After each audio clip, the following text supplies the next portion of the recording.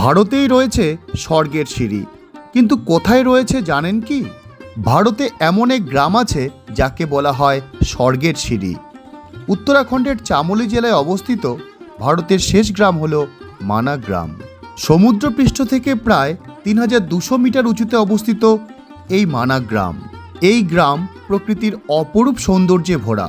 তার কিছুটা দূরত্বে রয়েছে 4 ধামের মধ্যে অন্যতম ধাম বদ্রীনাথ।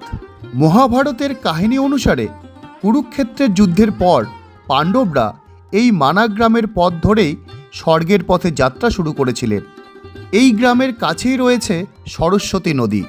তার ওপরেই পাথরের তৈরি একটি সেতু রয়েছে, যেটি ভীমপুল বা ভীমাপুল নামে পরিচিত। দ্রৌপদীর নদী পারাপারের জন্য এই সেতুটি তৈরি করেছিল ভীম।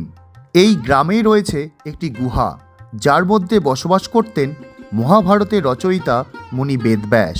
বিশ্বাস করা হয় এই গুহাতে বসেই ঋষি বেদব্যাস মহাভারত রচনা করেছিলেন। যেহেতু পাণ্ডবরা এই মানা গ্রামের উপর দিয়ে স্বর্গের পথে যাত্রা করেছিলেন, তাই বিশ্বাস করা হয় এই মানা গ্রামেই আছে স্বর্গের সিঁড়ি।